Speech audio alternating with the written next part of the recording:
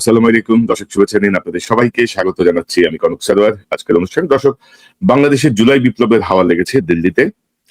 মোটামুটি গত ৪৮ ঘন্টা ধরে উত্তাল দিল্লি এবং ইনকিলাব জিন্দাবাদ, আজাদি আজাদি এই স্লোগানে প্রকম্পিত হচ্ছে দিল্লির আকাশ বাতাস।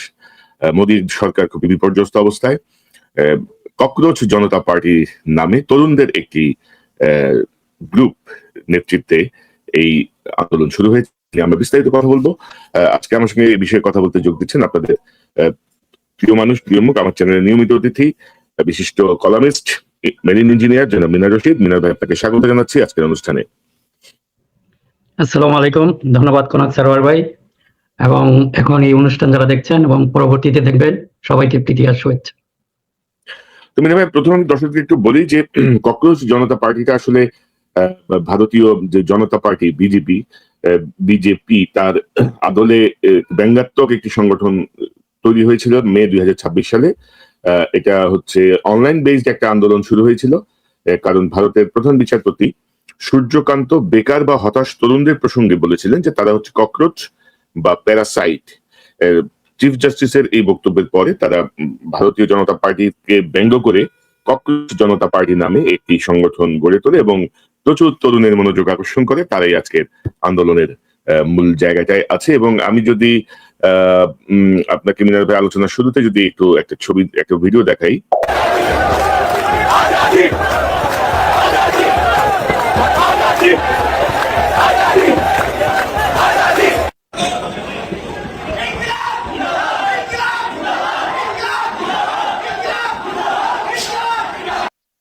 তো এই ইনকিলাব জিন্দাবাদ তো আমাদের জুলাই বিপ্লবের সময়কার মানে মূল স্লোগানই হয়ে উঠেছিল, এবং আজাদিও। তো এই দুটো স্লোগানই কিন্তু আমরা দিল্লির এই বিক্ষোভে দেখছি।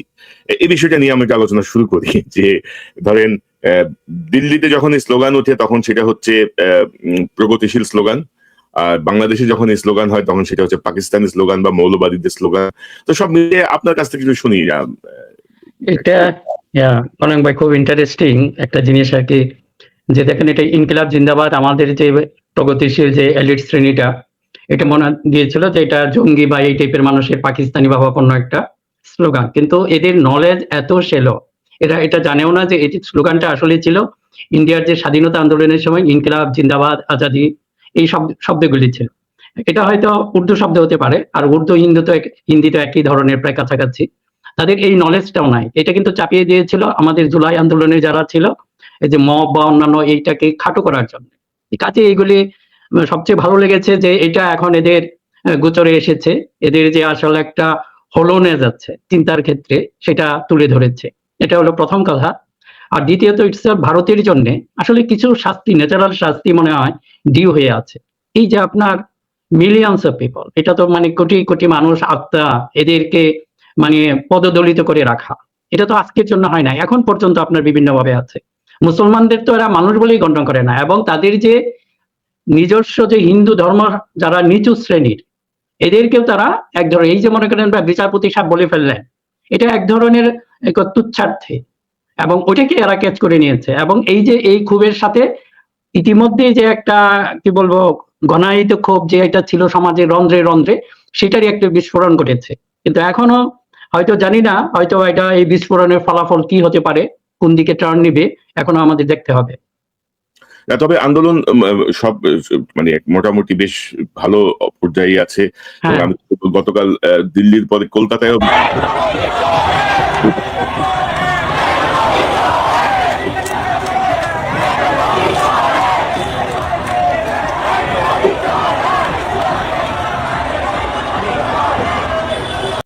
অর্থাৎ স্টুডেন্টদের উপরে যখন পুলিশের ক্র্যাকডাউন হয়, মানে পুলিশ বেধড়ক পিটিয়েছে। এবং দর্শক, আপনারা অনেকেই জানেন যে জুলাই বিপ্লবের সময় যেমন বাংলাদেশে ইন্টারনেট বন্ধ করে দেওয়া হয়েছিল, দিল্লিতেও ইন্টারনেট বন্ধ করে দেওয়া হয়েছে।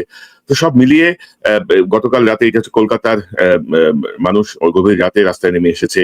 পাশাপাশি বিভিন্ন শিল্পী, যারা সুশীল সমাজের মানুষ আছেন, তারা ছাত্রদের সঙ্গে সমর্থন দিচ্ছেন, যোগ দিচ্ছেন। তো কি হতে পারে, মানে ভারতে কিন্তু মোদী সরকার যে খুব ভালো সুবিধাজনক অবস্থায় আছে তা কিন্তু না। মানে ধরেন এক শ্রেণীর উগ্র হিন্দু নেতাদের সমর্থন নিয়ে উনি কিন্তু ধরেন যে ভারতকে গণতান্ত্রিক ভারত বলা হতো, সেই গণতান্ত্রিক ভারতে ধরেন মত প্রকাশের জায়গাটাও এখন বিপর্যস্ত কিন্তু। তো সব মিলিয়ে আপনার এনালিসিস কি, আপনার পর্যবেক্ষণ কি? না, এটা যে আসলে বিস্ফোরণটা হওয়ার সম্ভাবনা এই কারণেই রয়েছে, যেটা বললেন হয়তো ধরেন মুসলিম আমি যদি ধরি প্রায় 30 কোটি বা আরো বেশি আছে, মুসলমানের সংখ্যাটা কমিয়ে দেখায়। এখন এই প্রত্যেকটা মানুষই কিন্তু এক ধরনের চাপের বা এর মধ্যে আছে। এখন এদের একটা গ্রুপ আসলে খুব বেশি মানুষ দরকার পড়েন সমাজের, হয়তো আপনার যদি কয়েক পার্সেন্ট মানুষ ঠিকভাবে রাস্তায় নেমে যায় তাহলে যে কোনো বিপ্লব সফল হয়ে যায়, এটা মনে হয় 6% বা এরকম, এরাই কিন্তু অ্যাক্টিভ থাকে। কিন্তু এরকম কিন্তু এতটুকু ক্ষুদ্র মানুষ কিন্তু ইন্ডিয়ার সমাজে আপনার রয়েছে, মুসলিম আছে, তারপরে অন্যান্য যে বিরোধী দলগুলি আছে, কিন্তু তারপরে হয়তো তাদের তো দীর্ঘ ধরেন একটা যেটা ডেমোক্রেটিক সিস্টেম, এটা একেবারে ধ্বংস হয় নাই, এখনো কিছুটা রয়ে গেছে। তাছাড়া বাংলাদেশের কাছ থেকেও তারা হয়তো কিছুটা শিক্ষা নিবে যে ক্র্যাকডাউন যদি আর বেশি করে ফেলে কোন পর্যায়ে চলে যেতে পারে।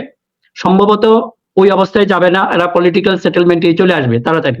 ওরা কিন্তু ওই একটা সুবিধাজনক অবস্থায় আছে যে বিপ্লব বা ওইটা হওয়ার আগেই সম্ভবত যে ইন্ডিয়ান ডেমোক্রেসি, এটা তো দীর্ঘ সময়ের ওদের একটা চর্চিত ডেমোক্রেটিক সিস্টেম, এটাই হয়তো কাজ করবে আমার কাছে মনে হয়। যদি এটা অনেকটা সেফটি নেট বা সেফটি বাল্ব হিসেবে কাজ করবে, এক সময় হয়তো সেটা ব্লো করে যাবে, তো বিস্ফোরণ হয় না।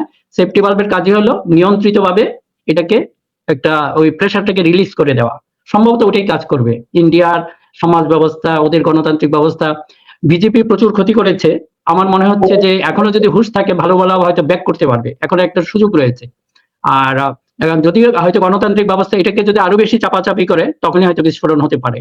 এটা নির্ভর করে শাসক শ্রেণী এটাকে কিভাবে ট্রিট করেন বা কিভাবে ডিল করেন বিষয়টাকে। তবে তবে আমি যদি আপনাকে একটু বলি যে আমি দেখছি যে ঘটনার যেদিকে যাচ্ছে আর কি, ধরেন আমি গতকাল আজকে সরকারি নিউজ দেখছিলাম, এটা পুরান নিউজ, বিক্ষোভের রণক্ষেত্র দিল্লি, এবার বন্ধ হলো ইন্টারনেট, এটা আমাদের, এবং তারা বলছে shutdown fascism, not the internet, মানে ইন্টারনেট বন্ধ করো না, ফ্যাসিজম বন্ধ করো, ফ্যাসিজম বিদায় হও। তো মানে বাংলাদেশের আদলেই আসলে সবকিছু হচ্ছে, অগ্রসর হচ্ছে সেই দিকেই। আমার মনে হয় যে একটা ওই যে জিনিসটা বললাম যে একটা ন্যাচারাল পানিশমেন্ট ডিউ হয়ে আছে, ওরা মানুষের উপর এত অত্যাচার করেছে যে এটা মনে হচ্ছে, আমি জানি না কোন ওরা করতে পারবে কিনা, কিন্তু ওদের টোটাল আপনার যে গভর্নমেন্ট বা স্টেট মেকানিজম বা ইনস্টিটিউশন গুলি যে রয়েছে, আমি বলি যে ওইটা এখনো বোধহয় এতটুকু ধ্বংস হয় নাই, যারা হয়তো রিকভার করতে পারে, এটা আমার একটা ধারণা আর কি।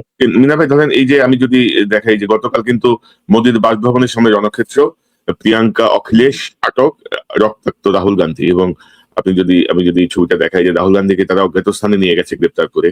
তো তার মানে এটা কিন্তু ধরেন খুব ম্যাচিউরলি যে হ্যান্ডেল করা হচ্ছে তাও না কিন্তু, মানে রাহুল গান্ধীর দুটো ছবি আমি পত্রিকায় পেলাম, যে তাকে কিভাবে, মানে সে আহত রাহুল গান্ধী এবং তাকে এভাবে নিয়ে যাওয়া হয়েছে, এবং তার পার্টি মেম্বাররা বলছে যে কোথায় নিয়ে গেছে তারা এখনো ট্রেস করতে পারেনি।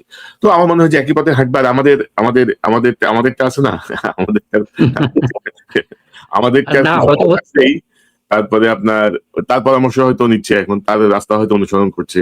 কি মনে করেন আপনি? না, ওইটাও আছে, আপনি যেটা বললেন ফ্যাসিজম, হিন্দুত্ববাদের সাথে তো ফ্যাসিজমের একটা সম্পর্ক আছে, এই জন্য আর কি ওইদিকে হয়তো টার্ন করতে পারে, যদি না ওদের ওই যে সেফটি বাল্ব বা সেফটি মেকানিজম দেয় যে স্টেটের যেগুলো আছে এগুলিকে কাজ করতে না দেয়, এটা এখনো কিন্তু ওই শর্তের। কিন্তু আমার মনে হয় যে এবার জনগণের বিজয় হোক, এটা আমাদের জন্য ভালো, শুধুমাত্র ইন্ডিয়ার লোক না, আশেপাশে যারা আছে, ধরেন আমরা বাংলাদেশ, পাকিস্তান, নেপাল, প্রত্যেকটা দেশের জনগণ চাচ্ছে একটা পরিবর্তন হয়ে এই হিন্দুত্ববাদ এখান থেকে চলে যাক, এটা কিন্তু সবাই কামনা করে। এটা যদি না করে সেটা হয়তো ইন্ডিয়া কিন্তু খন্ড খন্ড হয়ে পড়ারও একটা সম্ভাবনা আছে। আপনি যে ওইটা দেখতেছেন, এই যে আমাদের দেশে দেখবেন, আমাদের যে মিডিয়াগুলির কথা বলতে হয়, ওরা বেলুচিস্তানের প্রবলেম এত বড় না, হঠাৎ করে দেখবেন যে আমাদের 71 টিমে মোজাম্মেল বাবুর গত পরশুদিন দেখলাম, সে একেবারে বেলুচিস্তানের এক লিডারকে এত হাইলাইট করছে এবং এরা অত্যন্ত উল্লসিত। বেলুচিস্তান হয়ে গেলে বেলুচিস্তানের সাথে ধরেন আমাদের তো এমন কোনো, পাকিস্তানের সাথে এমন কোনো আমাদের আক্রোশ নেই এখন, তাই না, যে আমরা পাকিস্তান আবার ভাগ হোক বা সেটা আমাদের কোনো পড়বে না, আমাদের স্বার্থে বা এমন কিছু করবে না, ভালো হবে না খারাপও হবে না। কিন্তু ইন্ডিয়া যদি আপনি চিন্তা করেন, ইন্ডিয়া যদি এরকম খণ্ড বিখণ্ড হয়, তা আমার মনে হয় প্রতিবেশী সবাই কিন্তু খুব খুশি হবে, কারণ সে সবাইকে কিন্তু অনেক জ্বালা যন্ত্রণা করেছে। কাজেই আমাদের যেটা হয়েছে, আমরা যেটা অবজার্ভ করতেছি, এটা অবশ্যই আমরা সবচেয়ে ভালো হোক, ওদের তো পেইন দিয়ে আমাদের কোনো গেইন নাই, ইন্ডিয়া ভালো হোক, ও ভালো বিহেভ করুক, একজন সুপ্রতিবেশী সুলভ আমরা যেটা চাই ওরকম ব্যবহার করুক, আমাদের কোনো আপত্তি নেই। আমরা চাওয়া হলো ওইটাই, যে ইন্ডিয়া একটা ভালো অবস্থায় আসুক, ওখানে গণতন্ত্র আসুক, ওখানে যে এই যে প্রতিবেশীকে যে ফিঙ্গারিং করে বা সারাক্ষণ আপনার করে রাখে, এগুলি বন্ধ করুক। এগুলি যদি বন্ধ করে তাহলে আমরা ভালো হবো। ইন্ডিয়া যদি ভালো থাকে, আমাদের কিন্তু সবকিছু কন্ডিশনাল। এই যে আমাদের করে আমরা ইন্ডিয়ান বিদ্বেষী, সেটা না। এটা তো আমরা করতে বাধ্য হচ্ছি। আমাদেরকে এমন ভাবে ঠেলে দিয়েছে, শুধুমাত্র বাংলাদেশকে না, আশেপাশে যে সকল সব আমার প্রতিবেশী রয়েছেন সবারই কিন্তু একই অবস্থা। কিন্তু আমরা তো ডেফিনেটলি আমরা প্রথমে চাবো, হ্যাঁ, ইন্ডিয়া ভালোভাবে এই সমস্যা থেকে উতরে আসুক। ওদের জনগণের আমরা কল্যাণ চাই, জনগণের কল্যাণ চাই, এবং ইন্ডিয়া ভালো হলে আমাদেরও ভালো, আমরা ওইটা চাই না। এবং ধরেন যে এই যে গণবিস্ফোরণ বা যেটা হচ্ছে, ধরেন হাসিনা যে স্টাইলে বাংলাদেশে 17 বছর দমন করছে, মোদী কিন্তু তার থেকে কোনো অংশে কম না কিন্তু। এবং ধরেন যেটা ধরেন আমাদের প্রতিবেশী হিসেবে ভারতের যে গণতান্ত্রিক ক্যারেক্টার ছিল, আমরা চাই সেটাতে ফিরে যাক ভারত। এবং বাংলাদেশ আর পাকিস্তান হচ্ছে তাদের মূল আক্রমণের জায়গা, আননেসেসারি। আপনি দেখেন হাসিনার নিয়ে কি করলো, এবং হাসিনার নিয়ে তারা কিভাবে শেল্টার দিল, শুভেন্দু কিভাবে হাসিনার দেশে ফেরত পাঠানোর কথা বলছে। তো আমরা হাসিনার প্রসঙ্গটা নিয়ে কথা বলবো।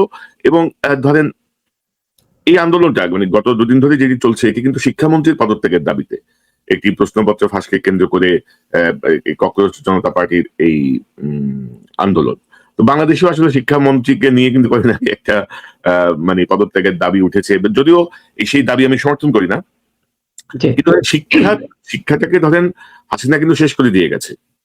মানে হাসিনা একেবারে ওই যে অটোপাস, তারপরে এবং ওই সময় তো ধরেন পরীক্ষার খাতায় যেন সবাইকে পাশ করায় দেওয়া হয়, A+ যেন এত % দেওয়া হয়, এরকম একটা সুনির্দিষ্ট নির্দেশনা দিয়ে হাসিনা তার পপুলারিটির জায়গাটা চিন্তা করছে, যে এতগুলা ছেলে যদি আমি পাশ করে নিয়ে আসি এরা খুশি হবে, এরকম একটা অবস্থা।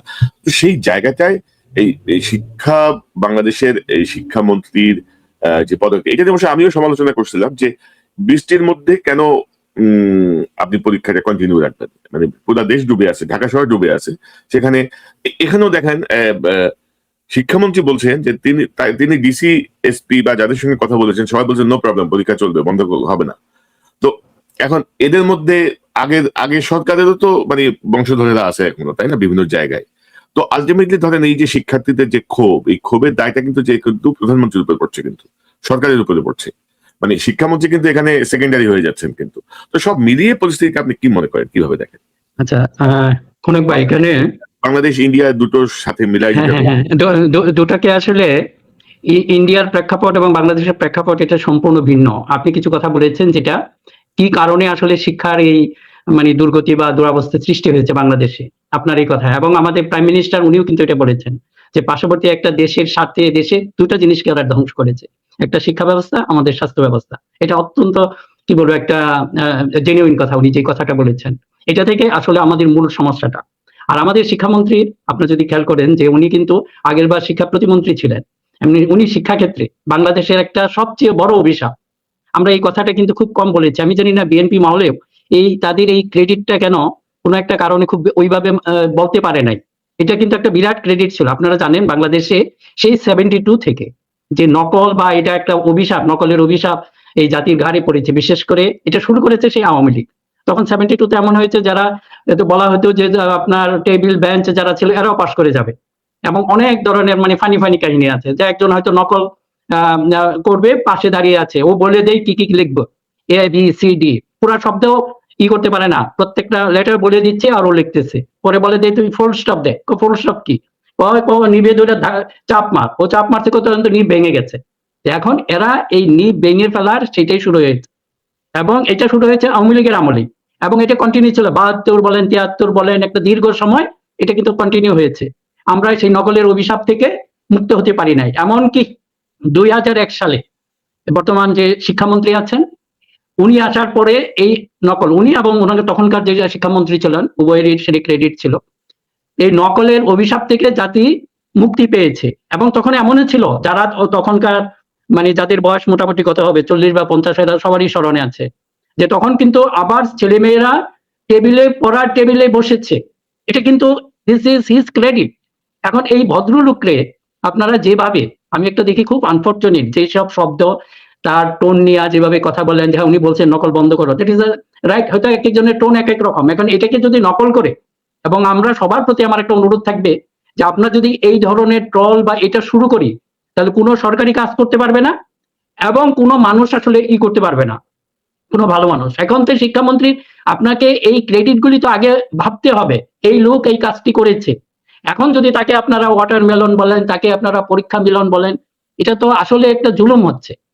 সবার প্রতি অনুরোধ, হ্যাঁ, এই যে সোশ্যাল মিডিয়া, এটাতে একটা আমরা এই ফেসিবাদদের আমাদের ঘাট থেকে আমরা সরাতে সক্ষম হয়েছি এই সোশ্যাল মিডিয়ার কারণে। আবার সবাইকে অনুরোধ করব, এটা যেন আমাদের আবার মরণ ফাঁদ না হয়ে পড়ে। জাস্ট আমাদের একটু কেয়ারফুল হতে হবে। আমরা অনেককে দেখেছি, এখন মনে করেন ট্রল শুরু করে দিলে এই বাচ্চাদেরকে দেখা যায় যে স্কুলের বাচ্চা, ও লেখাপড়া জানে না কিন্তু সে শিখিয়ে দেয়। মানে মন্ত্রীর কি কাজ ওটা কিন্তু দেখেন বাচ্চারা অনর্গল বলে যাচ্ছে, এবং আমরা ওই জিনিসগুলি শেয়ার করতেছি বা করতেছি। সেই ছাত্রী বা ছাত্র দেখেন সেও লেখাপড়া করবে না, কিন্তু সে শিখিয়ে দেয় শিক্ষামন্ত্রীর কি কাজ, সে কোনটা করলো না। এটা ভাই ডেঞ্জারাস অবস্থা। কাজে আপনারা, আমি অনুরোধ করব, কারণ আমি নিজেও শিক্ষার সাথে, আপনারা হয়তো জানেন যে জীবনের প্রথমেই আমি কি বলবো 1990 থেকেই আমার জীবনের প্রথম ইনকাম দিয়ে আমি একটা স্কুল করেছি, এবং ওই স্কুল শুধুমাত্র স্কুলের যে আমি শুধু আর্থিক সেটা না, আমি ওতপ্রোতভাবে জড়িত ছিলাম। রাতের পর রাত, দিনের পর দিন ছুটিতে আসতাম, সবাই তো ফ্যামিলির সাথে ঘুরে বেড়াতো, আর আমি এসে সেই স্কুলের ঝামেলা নিয়ে ব্যস্ত থাকতাম। সেটাই বলছে যে এখন এগুলি প্রত্যেকটা, এটা যে এত জটিল, আমি আপনাকে ইয়েতে বলি, জাস্ট একটু উদাহরণ হিসেবে বুঝতে পারবেন জটিলতাটা কিরকম। আমি তখন সভাপতি, আমি একটা সিদ্ধান্ত নিলাম যে এইবার যারা টেস্ট পরীক্ষায় ফেল করবে কাউকে ফাইনাল পরীক্ষায় দেওয়া যাবে না, নিয়মই। আমি খুব কড়াকড়ি, এটা অনেকে আসে আমার কাছে, আমি বলছি না, এটাকে করা যাবে না। আনফরচুনেটলি আমার এক কাজিন, আমার এক বাবার কাজিনের মেয়ে, সেও পরীক্ষার্থী, সেও কিন্তু ওইটাতে ফেল করেছে। তাই ও বারবার এসে বলছে, আমার আব্বাকে বলছে, আমাকে বলছে, আমি এটা করি নাই। তারপর আব্বাকে বলে দেখি, আব্বা খুব মন খারাপ করে ফেলছে। দেখেন সমস্যাগুলি কোন জায়গায়। আব্বা মন খারাপ করে ফেলছে, আমি যাই আমার সেই চাচার বাসায় নিয়ে গেলাম। আমি ভাবছি যে আমি একটু কনভিন্স করতে পারি আমার চাচাকে, আমি কনভিন্স করে ফেলবো, না ও ভালো করে পড়ো, আগামী বছর সে ভালো করবে। আমি ওখানে যাওয়ার পর দেখি যে আমার চাচি তো আরো কান্নাকাটি শুরু করে দিলেন। আমার চাচার ডায়াবেটিস এবং প্রেশার সমস্ত কিছু, মেয়েকে তাড়াতাড়ি বিয়ে দিবেন, এবং মেয়ে সুন্দরী, ভালো একটা পাত্র এসেছে, ওরা লেখাপড়ার চেয়ে তাড়াতাড়ি বিয়ে দিবে। এখন মনে করে যে আমি কোথায় করবো, আবার দেখি মন খারাপ। দেখেন সোশ্যাল সমস্যাগুলি কি। তখন আমি বাধ্য হয়েছি না আবার এটাকে রিল্যাক্স করতে। খেয়াল করে দেখেন, আমাকে বাধ্য করেছে। কাজেই এই যে আপনি একটা কথা বলে ফেললেন, একটা শিক্ষামন্ত্রী হিসাবে তার দেখেন আসলে কতটুকু জটিল মানে পরিস্থিতির মধ্যে দিয়ে যেতে হয়।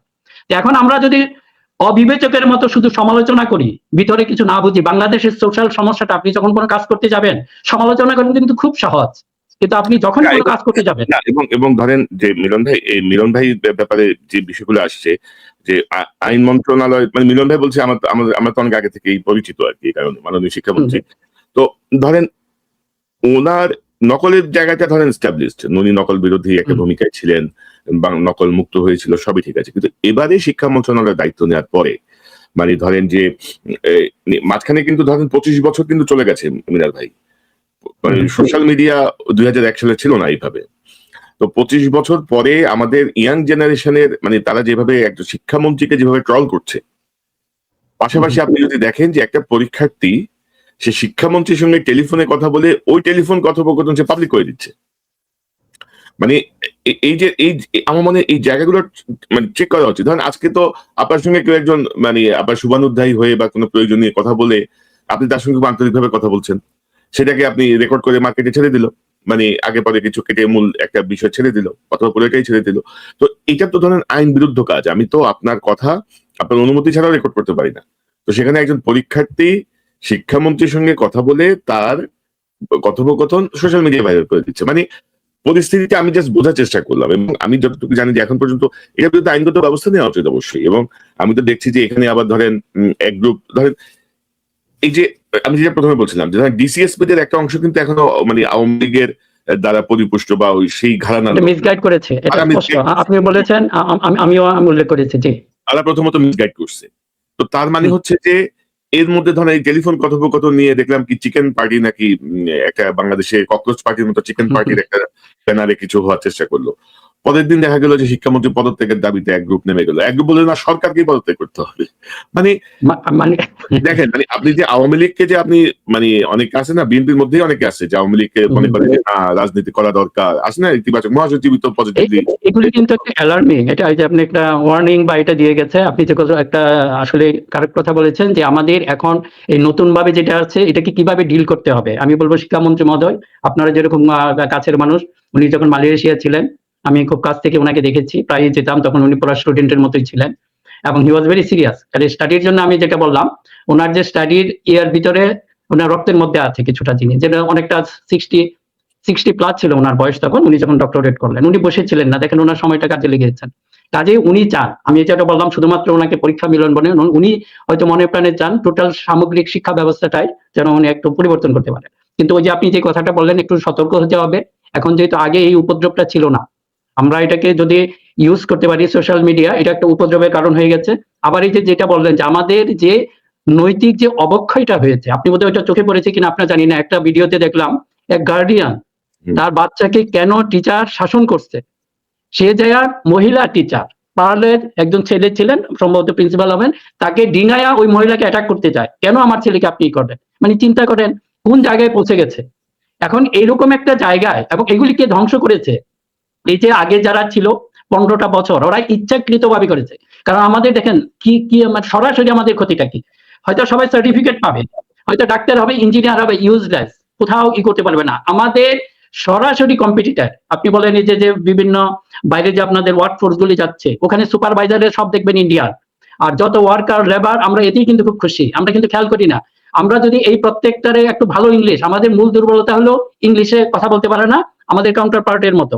কাজে এইটাই তো একটা অ্যাডভান্টেজ দিয়েছে, 1 কোটি মানুষ আমাদের বাইরে আছে, এদের যদি $100 করে বাড়ে, যদি মনে করেন সুপারভাইজার হলো $200 $300 করে বাড়ে, তা আমাদের টোটাল ইনকামটা কত, সরাসরি তো আমরা ক্ষতিগ্রস্ত হচ্ছি। এবং তারপর মনে করেন ডাক্তার হলো, ইঞ্জিনিয়ার হলো, ওরা কিছুই না, শুধুমাত্র সার্টিফিকেট আছে। এই ডাক্তারের কাছে আপনি কি করবেন, তখন চিকিৎসার জন্য আবার পাশেই যাবেন, তাহলে এই ডাক্তারকে প্রতি আপনার রাস্তা থাকবে না।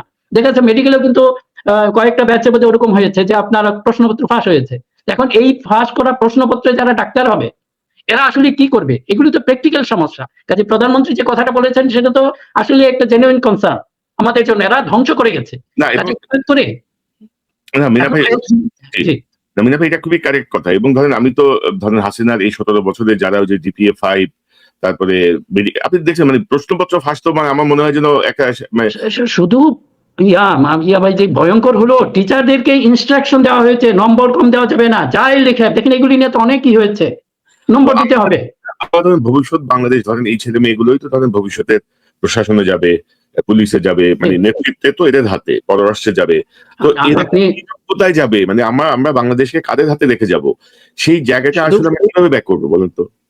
কনক ভাই, যে শুধুমাত্র ওটা নয়, সিঙ্গাপুরে কিন্তু আমাদের যে অফিসার যারা আসে, ট্রেনিং এ আসে, একটা গ্রুপ এরকম আসলো, আপনি যদি দেখেন, আমি গেলাম, আমার এক বন্ধু ছিল বন্ধুরি হিসাবে, এদের কোয়ালিটি দেখে আমি আসলে অবাক হয়েছি। পরে আরেকজনে বললো যে ভাই এটা কি করবেন, যেই দিন মন্ত্রণালয়ে নাকি কোনো চিঠি লিখতে হয় ইংলিশে, ওই দিন কেউ আর অফিসে আসে না। তখন কি এক্সপার্ট, এই ইংলিশে চিঠি লেখার জন্য এক্সপার্ট হায়ার করতে হয়। এটা নাকি আমাদের মন্ত্রণালয়গুলির অবস্থা। মানে কোন অবস্থায় আমরা, এবং তাহলে ভবিষ্যতে আমরা কোথায় যাব? এখন আপনি যে বলেন, আপনি যদি আসলে কোনো এন্টারপ্রেনার হন, যে কোনো কাজে পান, কোনো লোক নাই, এমনি হাজার হাজার বেকার বসে আছে, কিন্তু আপনার ওটা নাই। এই যে মনে করেন এখন একটা বিরাট সম্ভাবনা সৃষ্টি হয়েছে। আপনি যে এই যে নার্সিং, আমাদের প্রাইম মিনিস্টার উনি বলেছেন, উনারও কিছু উদ্যোগ আছে, তারা সুন্দর, আমি পার্সোনাল কিছু কথা বলে দেখেছি, তাদের একটাই আছে, আমরা হয়তো কিছুটা কন্ট্রিবিউট করতে যাচ্ছি। এই যে মনে করেন যে আমাদের যে নার্সিং, এটা ইউরোপ বা অন্যান্য দেশে কিন্তু এইজিং পপুলেশন এটা বেড়ে যাচ্ছে, ওদের প্রচুর নার্স দরকার পড়বে। এইগুলি কে দিতে পারে? আমরা যদি আমাদের ছেলে মেয়েগুলিকে ওইভাবে তৈরি করতে পারি, তাহলে হিউজ একটা ইনকাম হতে পারে। কিন্তু এই লেভেলের, এখন আপনি গ্রামের দিকে যান, ইংলিশে কোনো টিচার পাওয়া যায় না। আমি তো স্কুলের সাথে জড়িত, আমি জানি কোনো ইংলিশের টিচারই পাওয়া যায় না। তা আমাদেরটা মোটামুটি একটা উপজেলা লেভেলের, উপজেলা শহরে, ওই স্কুলেও কিন্তু আপনি ভালো ইংলিশ টিচার পান না। আরো প্রত্যন্ত গ্রামাঞ্চলে কি পরিস্থিতি আপনি একটু চিন্তা করেন। দেখুন এগুলি দিকে কারো কোনো চিন্তা নাই। এই যে মনে করেন যে আমরা বারবার শিক্ষামন্ত্রীকে বলি, definitely he has got some plan, তাই না? আমরা তাদেরকে ওই সুযোগটা দিতে হবে। এই জায়গাটা আমি কথা আসছি, ধরেন গত প্রায় 5 মাস হয়ে গেল এই সরকারের, কিন্তু 5 মাসের মধ্যে হাসিনার যে ড্যামেজ করেছে, সেখান থেকে বের হয়ে আসার বা রিভিউ, বা এই যে পাঠ্যপুস্তক নিয়ে একবার কি বললো সৃজনশীল পদ্ধতি, একবার পিএসসি পরীক্ষা, একবার কি আছে না জুনিয়র কি পরীক্ষা, তো মানে নানা রকম ভাবে এক্সপেরিমেন্ট করেছে, হ্যাঁ, পদ্ধতি দিয়ে তো মানে একটা প্রজন্মকে মোটামুটি সহায় দিচ্ছে, মানে সৃজনশীলকে এটাই বুঝে নাই। আপনি এবার খুব সুন্দর একটা ধরেছেন, আপনার হয়তো মনে আছে কিনা, যে জাফর ইকবাল, এটা নিয়ে আসে খুব সুন্দর। সে এক জায়গায় একদিন বললো কি, যে সে কোন জায়গায়, জয়দেবপুর, ওই জায়গায় গিয়ে যে ক্লাস 8 বা 9 এর ছেলে মেয়েদেরকে জিজ্ঞেস করছে এই পদ্ধতি তাদের ভালো কিনা, ওরা বলছে হ্যাঁ, এরা খুব খুশি। এখন মনে করেন ক্লাস 8 এর ছেলে মেয়ে আপনাকে পরামর্শ দিবে, তার কাছে যেটা কমফোর্ট সেটাই তো সে ভালো বলবে। ওরা তো জানে না কোনটা ভালো বা মন্দ। এখন এরা কি ধ্বংস করেছে, এরা হয়তো এই বাচ্চাদেরকে খুশি করবে, তারা আনন্দে থাকবে। দেখেন তার কথাবার্তাগুলি, প্রত্যেক এই স্টুপিডটা আসলে দেশের শিক্ষা ব্যবস্থাটা পুরা ধ্বংস করেছে। এখন যদি আপনি কিছু একটা করতে চান, এই বর্তমান সরকারের ব্যাপারে যেটা বলেন, দিস ইজ মাই অবজারভেশন, উনারা এক ধরনের প্যানিক অবস্থায় আছে। প্রাইম মিনিস্টার সম্ভবত একটা ওয়ার্নিং দিয়েছেন 6 মাস পরে আমি রিশাফল করব। সবাই মনে হয় কেমন জানি পিছলে পড়ে যাতে না পড়ে, সবার ভিতর এই ধরনের একটা টেন্ডেন্সি। এটা কিন্তু টোটাল গভর্নমেন্টের এটাকে কেন জানি একটু স্লো করে ফেলছে। এটা দিস ইজ মাই অবজারভেশন। এখন আমার মনে হয় যে প্রাইম মিনিস্টার যেটা হয়েছে, কিছু মানুষকে সেই কমফোর্ট আপনাকে দিতে হবে, করেন, করলে তো কিছুটা ভুল হবেই।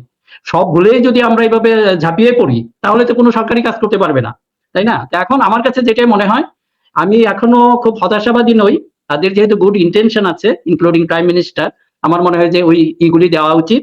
আরেকটা জিনিস হলো যে আমার কাছে যেটা মনে হয়, উনি অনেক কিছু প্রমিস করেছেন, যে একটা অনেক কিছু করছেন, কিন্তু ন্যায়পাল, এটাকে কিন্তু ন্যায়পাল দুদক এটাকে যদি না করেন, এখন পর্যন্ত কিন্তু আপনাকে ওই যে আমাদের প্রাইম মিনিস্টার 10% জমা দেন, অন্যান্য মিনিস্টারদেরকে বলেন, এটা খুবই ভালো, কিন্তু এটা মানুষের কাছে বেশি দিন ভালো লাগবে না। It is negligible amount. আপনাকে মূল করাপশনের জায়গাগুলি অ্যাড্রেস করতে হবে, সেগুলি বন্ধ করতে হবে। মিনার ভাই, এটা যদি না করেন, আমার যেটা মনে হয়েছে যে প্রাইম মিনিস্টার যে বলেছেন যে উনি তার বেতনের 10 ভাগ আবার সরকারি কোষাগারে ফেরত দিবেন, অনেক মন্ত্রীও ফেরত দিচ্ছেন, এটা কিন্তু ধরেন প্রতীকী অর্থে আমার যতটুকু আন্ডারস্ট্যান্ডিং, আমার মানে আন্ডারস্ট্যান্ড করার ক্ষমতা, উনি বলছে যে মানে যেটা ইনকাম করতেছো সেখান থেকে সরকারি কোষাগারে ফেরত দাও, ইট মিনস যে তোমরা চুরি করিও না কেউ। মানে রাষ্ট্রীয় সম্পদ চুরি করিও না ভাই। এখন মানে ওইটাই তো, এটা যদি আপনি দেন, তোমাকে রাষ্ট্র যে বেতন দিচ্ছে সেখান থেকে 10% ব্যাক করো, এটা ক্লিয়ার ইন্ডিকেশন মানে হচ্ছে যে ভাই তোমরা চুরি করিও না, মানে যেটা পাচ্ছ সেখান থেকে আরো 10% ফেরত পাবে। মেসেজটা এটাই। 10% কমিশনে যায় না তো ভাই, 10% ফেরত দাও সরকারের কাছে। এই মেসেজ কি আপনি মনে করেন যে সবার মাথায় ঢুকছে? এই মেসেজ কি এটা আপনারা অনেকটা হইলো যে ওই যে এক রুগীকে বলছিল যে তুমি এই ডায়েট খাবা, পরে রুগী আবার জিজ্ঞেস করে এটা কি খাবারের আগে খাবো না পরে খাবো। এখন হয়ে গেছে কি যে না, এটা আপনাদের কাছে এই প্রসঙ্গটা এই জন্যই টানলাম, এই যে মনে করেন যে নেপালে যে জাস্ট খুব জনপ্রিয় একটা ইয়াং ছেলে সে প্রাইম মিনিস্টার হলো, ওর বিরুদ্ধে লেগে গেছে। সাধারণ মানুষ কিন্তু বেশি দিন থাকবে না, এই সুন্দর সুন্দর কথায় কিন্তু বেশি বলবে না, এবং যে কোনো একটা অজুহাত পাবে। যে ইন্ডিয়া যেটা হচ্ছে এটার সাথে এখান থেকে আমাদেরও শিক্ষা নিতে হবে। যে কোনো একটা স্ফুলিঙ্গ একটা হলেও মানুষের মধ্যে যদি ক্ষোভ থাকে, মনে করেন আগুনের বৈশিষ্ট্যকে একটা স্পার্ক লাগবে, স্পার্ক হলেও শুধু চলবে না, তার জ্বালানি লাগে, আগুন যেটা বলে তার ফুড লাগে আগুনের, ওই জ্বালানিটা হলো ক্ষোভ। মানুষের মনে যদি ওই ক্ষোভ থাকে সরকারের প্রতি, তার জীবন ব্যবস্থা যেটা ইন্ডিয়া হচ্ছে, ওদের জীবন মান খুব কঠিন হয়ে পড়ছে, এই অবস্থায় চাপে যদি পড়ে তখনই কিন্তু এই স্ফুলিঙ্গটা হবে। কাজে আমরা উই আর দ্য ওয়েল উইশার এই সরকারের কাছে। আমাদের পরামর্শটা হলো যে আপনারা ওটা না যে আমি হাঁটবো না ভয়ে, আবার কোন জায়গা ধরে, এটাও ক্ষতিকর। তাহলে আপনার সরকার স্লো হয়ে যাবে, সমস্ত অ্যাক্টিভিটি স্লো হয়ে যাবে, এবং একই সাথে আপনি যদি বড় বড় প্রজেক্ট নিতে হবে, বড় প্রজেক্ট নিলে বড় দুর্নীতি হবে, সেটাকে আবার শুধু মুখে বললে হবে না। মুখে বললে তো মনে করেন এক মিনিস্টার এসে বলতেছে, আমাদের প্রাইম মিনিস্টার এটা বলছে, মনে হচ্ছে যে উনি খুব নিজেও খুব সৎ, আমি জানি না অ্যাকচুয়ালি এর বাইরে তো সামনে তো আপনাকে এটা দেখাবে অ্যাকচুয়ালি উনি কি করতেছেন, তাকে মনিটর করেন, তাকে বিভিন্ন ভাবে চেক দেন। শুধুমাত্র এটা না, আপনি যদি একই ধরনের পলিটিশিয়ানদেরকে আবার এই কাজে লাগান, তারা তো তাদের মধ্যে এক ধরনের সম্পর্ক আছে, একজন আরেকজনকে হেল্প করবে, এমন একজনকে করেন, কাউকে করেন যে তাকে আসলেই ধরতে পারবে। আপনি যদি রিয়েলি ভালো চান, বেশি না, এদের 10টা ভালো মানুষ হলে এই সরকার ঠিক হয়ে যাবে, বেশি লাগবে না, 40 জন থাকুক খারাপ, তবে মিনাল ভাই 10 জন কিন্তু ধরেন হাসিনার অবস্থা দেখে যদি সতর্ক না হয়, ধরেন এখন প্রধানমন্ত্রী মনিটর করা বা অন্য মনিটর করার চেয়েও সবচেয়ে বড় মনিটরিং হচ্ছে সিটিজেন মনিটরিং, এবং প্রত্যেকের যে মোবাইল ফোন, প্রত্যেকের যে অবজারভেশন, এবং ধরেন আমরা এই গত 5 মাসে বিএনপির বিভিন্ন মন্ত্রী এমপি নিয়ে, এবং আনফরচুনেটলি, ভেরি আনফরচুনেটলি বাংলাদেশের কোন মিডিয়া এখন পর্যন্ত সেই পূর্বের রাস্তায়, মানে ধরেন যে আমি যদি বলি 2014 সালের আগ পর্যন্ত, মানে 91 থেকে 2014 পর্যন্ত মিডিয়া যতটুকু অর্জন করেছিল, মানে মিডিয়ার একটা পজিশন রিগেইন করছিল, 14 থেকে হাসিনার দাসত্ব করতে করতে এই 24 পর্যন্ত মিডিয়ার যে অবস্থা, সেখান থেকে তারা কিন্তু এখনো ব্যাক করতে পারে নাই কিন্তু। এবং মানুষের বাংলাদেশের মিডিয়ার উপরে ধরেন, মানে আমরা এখনো ধরেন যে পরিমাণ ইমেল পাই, যে পরিমাণ জিনিসপত্র পাই আর কি, তো তাদের বোঝা যায় যে প্রধানমন্ত্রীর কাছেও নিশ্চয়ই গোয়েন্দা সংস্থাগুলো যায়, প্রধানমন্ত্রীর কাছেও নিশ্চয়ই সাধারণ তার আত্মীয় স্বজন বিভিন্ন সোর্সের খবর যায়। তো এগুলো যদি চেক না দেওয়ার জন্য ধরেন খুব বেশি মনিটরিং লাগবে না, অটো মনিটরিং হয়ে যায় কিন্তু। তো সেই জায়গাটা আমার মনে হয় যে আরেকটু সতর্ক হওয়া খুব প্রয়োজন। এবং আমি যেটা বলছিলাম যে মাননীয় শিক্ষামন্ত্রীর একটা বক্তব্য আমি দেখছিলাম কদিন আগে। ধরেন এটা কিন্তু একটা বিশাল একটা ক্রাইসিস, মানে ওয়ার্ল্ড ওয়াইড। তো তিনি বলছিলেন পিএসসি এর একটা প্রোগ্রামে চ্যাট জিপিটি যেন কপি মেশিন না হয় শিক্ষামন্ত্রী। তো কৃত্রিম বুদ্ধিমত্তা যুগে প্রযুক্তিকে কাজে লাগানোর আহ্বান জানিয়ে তিনি বলেছেন চ্যাট জিপিটি যেন শিক্ষার্থীদের গবেষণাপত্র নকল করার হাতিয়ারে পরিণত না হয়। তো আপনি কি মনে করেন যে এইসব সাধু কথায় এগুলো বন্ধ হবে? ধরেন না জি, আমেরিকার প্রত্যেকটা স্কুল, কলেজ, বিশ্ববিদ্যালয়ে তাদের আলাদা করে মানে কিছু সফটওয়্যার রেডি করে দেয়া আছে। যেই আপনার আর্টিকেল জমা দেয় আগে ওটার ভিতর দিয়ে রান করে।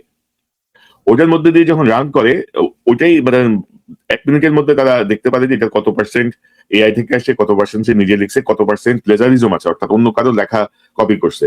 তো এই জাতীয় একটা উদ্যোগ কি আমরা ৫ মাসে আশা করতে পারতাম না? যে আমাদের কলেজ বিশ্ববিদ্যালয়ের শিক্ষার্থীদের জন্য মানে শিক্ষকদের জন্য যে শিক্ষার্থীদের যেটা জমা দেবে তারা এই পদ্ধতিতে সেটা চেক হবে।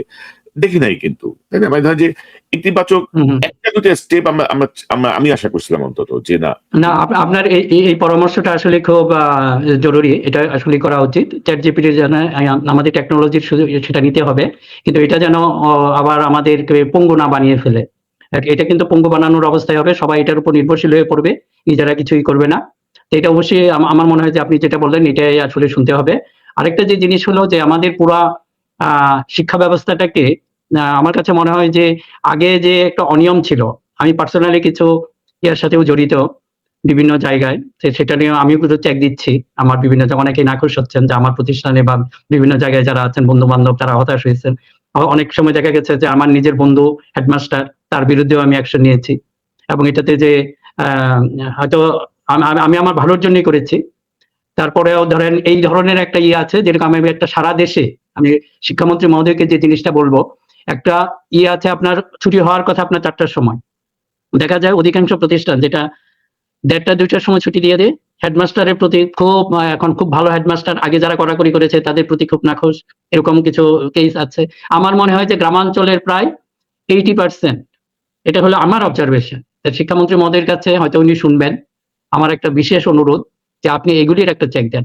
এটা চেক দেন এবং এমন কিছু মানুষকে নিয়ে আপনি কিছু পরামর্শ শুনেন। অ্যাডভাইজার আপনি তো একা না, এক চোখে আপনার হবে না। যারা এগুলি রিয়েল জেনুইন শিক্ষাবিদ বলবো বা শিক্ষানুরাগী যে একটা শব্দ আছে। অনেকেই আছে। এই সমাজে অনেকেই কন্ট্রিবিউট করতে চায়। প্রবাসীদের মধ্যেও সেই একটা ভালো একটা ইয়ে আছে। আমি নিজেও এনকারেজ করি যে আপনারাও এগিয়ে আসেন এই দেশে কন্ট্রিবিউট করা। বিশেষ করে আমাদের ভোকেশনাল ট্রেনিং যারা এই অনুষ্ঠানগুলি শুনছেন। আমার খুব কাছে ২-১ ভাই আছে তারা প্রস্তাব দিয়েছে। আমিও যথাযথ কর্তৃপক্ষকে এটা বলেছি। তারাও এটাকে পজিটিভলি নিয়েছেন।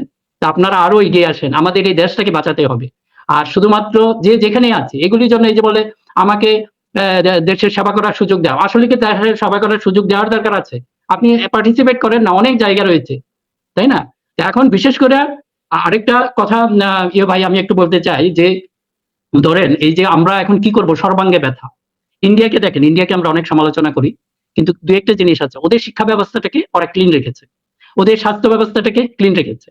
এখন মনে করেন আমার অনেকগুলি ধরনের আছে। আমি কি সব জায়গায় ফেরেশতা বা 100% হয়ে যেতে পারবে না। কিন্তু এই ২ টা জায়গাকে আপনাদের প্রতি বিশেষ অনুরোধ যারা সরকারে আছেন, যারা সিভিল সোসাইটি আছেন, বিশেষ অনুরোধ জাতিকে রক্ষার জন্য এই ২ টা সেক্টরকে বাঁচান। ওখানে তারা ভুল করবে আপনারা এমন সমালোচনা করেন যাতে তাদের কারেকশন এর সুবিধা হয়।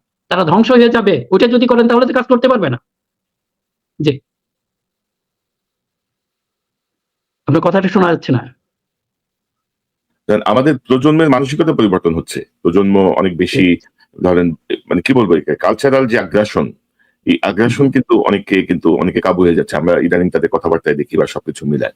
বা কিছু বিষয় ধরেন অভিভাবকদেরকে মানে সচেতন করা, অভিভাবকদেরকে যেই নিয়ন্ত্রণটা একটা সময় আমাদের উপরে ছিল, মানে আমরা যখন এই স্কুল কলেজে পড়ে আসছি বা ইউনিভার্সিটিও পড়ছি তখনও যে নিয়ন্ত্রণের মধ্যে ছিলাম সেই নিয়ন্ত্রণটা আমার মনে হয় এখন নাই। সেই জায়গাটায় বাবা মায়ের সচেতনতা বৃদ্ধির জন্য কাজ করা, পাশাপাশি ধরেন এই যে ধরেন যেটা আমি বলছিলাম যে ধরেন আপনি আমার সঙ্গে টেলিফোনে কথা বলে সেটা পাবলিক করে দিবেন। আপনি একজন শিক্ষামন্ত্রীকে নিয়ে আপনি অশ্লীল কথা বলবেন, মানে এটা কোনো প্রতিবাদ না, এটা হচ্ছে অশ্লীলতা। এবং আমরা এটাকে এনজয় করি। হ্যাঁ, এটাকে আমরা এনজয় করি, এটাকে এনকারেজ করি। আবার সোশ্যাল মিডিয়া একটা গ্রুপ এনজয় করতেছে, ওইটা দেখে আবার ধরেন আরেকটা গ্রুপ আরো অশ্লীল ভাবে কিছু বানাচ্ছে। তো এই জায়গাগুলো আমি মনে করি যে ইয়ে করা উচিত, মানে আইনের আওতায় আনা উচিত। অবশ্যই এটা এটার জন্য কোড অফ কন্ডাক্ট, এটা আপনার সবচেয়ে ইয়ে হলো যে স্কুলের জন্য একটা কোড অফ কন্ডাক্ট থাকবে, টিচারদের জন্য একটা কোড অফ কন্ডাক্ট থাকবে, এটা অবশ্যই জরুরি। এটা যদি আপনি না থাকে, কোনো টিচার কোনো স্টুডেন্ট যদি এই জাতীয় বেয়াদবি করে, শিক্ষামন্ত্রী হলো আমাদের এই ইনস্টিটিউশনের সর্বোচ্চ একটা জায়গা। এখন তাকে নিয়ে যদি একটা স্কুলের বাচ্চারা হ্যাঁ আপনার ট্রল করতেছে আর আমরা এটাকে এনজয় করতেছি, বিভিন্নভাবে সেটাকে আমরা এনকারেজ করতেছি, প্লিজ এটা করেন না। এটা নিয়ে একটা সামাজিক প্রতিরোধ আসা দরকার। আজকে শিক্ষামন্ত্রী কি করবেন, দুদিন পরে আপনার বাবা হিসাবে আপনাকেও সে সম্মান করবে না। আর যে কথাটা বলেন যে শিক্ষকদের প্রতি একটা সম্মান, এটা আমাদের অ্যাসেট। আমরা সেই কি জানি একটা সুন্দর কবিতা পড়েছিলাম যে বাদশাহ আলমগীর, এটা আমরা সবাই জানি। আর সেই বাদশাহ আলমগীর তার রাজা হয়ে, তখন সম্রাট হয়ে, তার ছেলে কেন পা দিয়ে মানে হাত দিয়ে ধুয়ে দেয় নাই, দেখেন কেমন ইচ্ছে। আমরা এতটুকু চাই না, কিন্তু শিক্ষকদের একটা সম্মান সেটিকেও আমাদের এনশিওর করতে হবে। বরং আপনারা শিক্ষককে মারতে যান, আমাদের শিক্ষামন্ত্রীকে নিয়ে ট্রল হয়, আর আমরা সুন্দরভাবে বসে থাকি। মিনা ভাই ধরেন ট্রল বা ব্যঙ্গ হইতেই পারে, কিন্তু আমার কথা হচ্ছে যে ব্যক্তিগতভাবে মানে অতি ইনসাল্টিং যে কন্টেন্ট গুলো আমরা দেখেছি আর কি, সেই জায়গাগুলো আমার মনে হয় যে আইনের আওতায় আনা উচিত। মানে এটা মত প্রকাশের অধিকারের মধ্যেও পড়ে না, এটা ফানের পর্যায়েও পড়ে না, এটা হচ্ছে একেবারে নোংরামির পর্যায়ে চলে যায়। এবং সেটা আমি মনে করি। এবং পাশাপাশি ধরেন লেখাপড়া করতে হবে, লেখাপড়া করে পাশ করতে হবে, এবং যোগ্য লোকরাই যোগ্য জায়গায় যাবে। কারণ আমরা আমাদের ভবিষ্যৎ বাংলাদেশকে এভাবে তো আমরা মানে সর্বনাশটা করেছে যে নতুন পদ্ধতি মানে ই করা। আমাদের সময় ধরেন কিছুটা জিনিস মুখস্থ ছিল, হ্যাঁ আপনার তো ইংলিশ যদি আপনি মুখস্থ করা ছাড়া অন্য কিভাবে করবেন, ওয়ার্ড আপনাকে মুখস্থ করতে হবে, অনেক ফর্মুলা আপনাকে মুখস্থ করতে হবে। এরকম সিঙ্গাপুরের মতো জায়গাও কিন্তু এটা অনেক কিছু রয়ে গেছে এরকম, এবং তারা শিক্ষা ক্ষেত্রে কিন্তু অনেক এগিয়ে আছে। আমাদের সিঙ্গাপুর যদি দেখি, এটা কিন্তু শিক্ষা ব্যবস্থা অনেকটা আমাদের আগের মতো। ওদের প্রাইমারি স্কুলে লিভিং একটা এক্সাম হয়, ওখানে ওই যে বোর্ড স্ট্যান্ড করার মতো ওরকম একটা ই থাকে, নাম্বারিং থাকে, এবং বাচ্চাদের চেয়ে বাচ্চার বাবা মারা খুব বেশি সিরিয়াস। সবাই যদি দেখেন এক ধরনের, ওই যে আমরা যে অবস্থায় ছিলাম আমি সেটাই এখানে কিছুটা দেখি।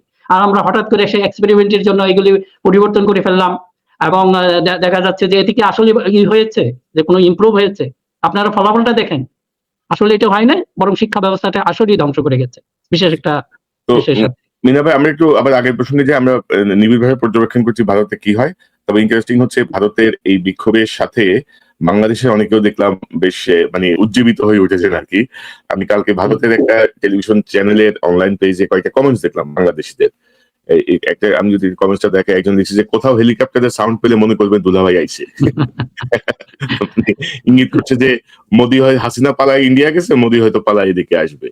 একজন লিখছে ধরেছ শক্ত হাতে ধরো, কোনো ছাড় নয়, ছেড়ে দিলেই বিপদ, বিদায় ঘন্টা বাজিয়ে ছাড়তে হবে। একজন লিখছে মোদি হটায় দেশ বাঁচায়। একজন লিখছে আহারে হাসুর জন্য মায়া হচ্ছে, বেচারি কোথায় যাবে। তো ধরেন মানে মানুষের এই পর্যবেক্ষণের জায়গাগুলো আমি খুবই উপভোগ করি। মানুষ কিন্তু সাধারণ মানুষ তাদের যেই উইট করার যে ক্ষমতা, বা তাদের যে পর্যবেক্ষণ, বা তাদের যে জায়গাটা, তো সেই জায়গাটায় আমরা অনুষ্ঠান শেষ করব। আমরা আরেকটা প্রসঙ্গে যাবো ভাবছিলাম, হাসিনার ফেরা না ফেরা নিয়ে অন্য সময় কথা বলবো, এখন 45 মিনিট কথা বলছি আমরা শুধু বলতে চাচ্ছি যে ধরেন এই জনগণের যে উইল, জনগণের যে অংশগ্রহণ, এখন আপনি জুলাই বিপ্লব বলেন, জুলাই গণ অভ্যুত্থান বলেন, বা কিছুই হয় নাই বলেন, যাই বলেন, ঘটনা কি ঘটছে পৃথিবীর মানুষ জানে, তাই না? এবং ফ্যাসিজম এর অবসান হয়েছে। এর পরে যদি আপনারা এখন যদি এসে এই সরকার যদি ধরেন গণভোটকে অবৈধ বলবে, গণভোট হচ্ছে অবৈধ, ন্যাশনাল নির্বাচন হচ্ছে বৈধ, মানে একই মায়ের পেটে দুই সন্তান, একটা বৈধ একটা অবৈধ, তো এইসব যদি তরং বরং শুরু করে, বাংলাদেশেও এই যে ককরোচ পার্টি বলেন আর এই জুলাই বিপ্লবের যারা অংশগ্রহণ করেছিল তারা কিন্তু সবাই সজাগ কিন্তু। আর জুলাই বিপ্লব স্পেসিফিক কোনো ছাত্রদল, ছাত্র শিবির বা এনসিপি বা এরকম সুনির্দিষ্ট নেতৃত্ব হয় নাই, কিন্তু এটা সাধারণ মানুষের পার্টিসিপেশন, একেবারে আম জনতা, মানে যারা রিক্সা চালক থেকে শুরু করে গৃহিণী, ফল বিক্রেতা, ডিম বিক্রেতা, সব এখানে অংশ নিয়েছিল, দিনমজুর, তাই না? তো সেই জায়গাটায় জি হ্যাঁ কনক ভাই, যেটা আমি একটু বলতে যাচ্ছি যে আমি পুরোদমে যেটা হয়েছে যে ওনাদেরকে একটা সুযোগ দিতে চাই, যে দলগুলি আছে ওনাদের মধ্যে এই বিষয়টা নিয়ে, কিন্তু যতটুকু জানি যে সরকারও কিন্তু পুরোদমে সেটা অস্বীকার করছে না, যেটা কিভাবে তাদের হয়তো অন্য মেকানিজম তাদের একটা থাকবে। এই জন্য যে অনুরোধটা থাকবে, আপনারা বসে এটা একটা সমাধান করুন। এখন আমরা আর এফোর্ড করতে পারবো না, অন্য কোনো বিপ্লব বলেন, এটা জাতি এফোর্ড করতে পারবে না। এবং একই সাথে যে কথাটা, যে সন্দেহটা যে আমাদের আছে হাসিনা আবার ফিরে আসবে, এই জন্যই আসতে পারবে না, আমি অল্প কথাই বলে রাখি যে আসলে দেখেন ফ্যাসিজম সারা পৃথিবী থেকে সরে যাবে, যে অবস্থা শুরু হয়ে গেছে, যে জনগণের যে জাগরণ শুরু হয়ে গেছে পৃথিবীর সব জায়গায়, ওই বুথ থেকেই কিন্তু আমরাও এটাকে সমর্থন করি, সর্বান্তকরণে সমর্থন করি ইন্ডিয়াটা। শেখ হাসিনা আসবে কিভাবে? সে যেখানে গিয়েছে ওখানেই তো শেখ হাসিনার যে ফ্যাসিজম এইটার বিদায় নিতে বাধ্য হবে। কাজে এই বাংলাদেশে হাসিনা আসার আসলেই কোনো সম্ভাবনা নাই। ওই বাকিরা যারা, আর হাসিনা এমন সাহসী না যে সে 1400 মানুষ হত্যা হয়েছে এটাকে কিন্তু জাতিসংঘের রিপোর্টে আছে, এটা একটা গণহত্যা।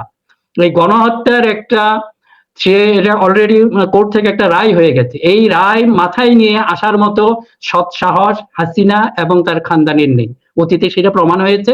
কাজে এটা নিয়ে মনে হয় আমরা পরবর্তী সময় আরো কথা বলতে পারবো। শুধু এইটুকু আশ্বস্ত করতে চাই, এইদিকে না করে সরকারের যেটা হয়েছে আপনারা কিছু কাজ করেন, যেরকম আমি যে তারেক রহমান, ডক্টর শফিকুর রহমান সবাইকে বলবো আপনাদের সামনে কিন্তু একটা